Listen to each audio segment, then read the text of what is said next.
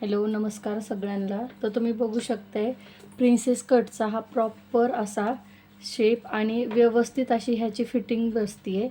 तर कसा फिटिंग केले तुम्हाला दाखवते। जे हे पार्ट आहे दोन्ही हे अटॅच करायच्या वेळेस आपण नॉर्मली छोट्या छोट्या चुका करतो, त्यामुळे हा असा पप येत नाहीये।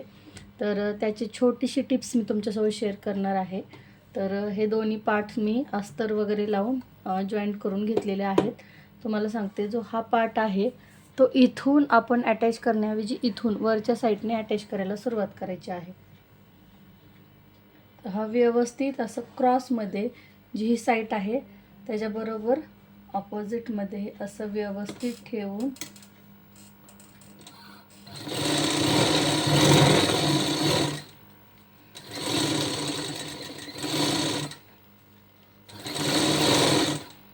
जेणेकरून थोडाही एक्स्ट्राचा कोणताही पार्ट खालीवरी पण नाही होत आणि थोडा पण शिल्लक नाही राहत।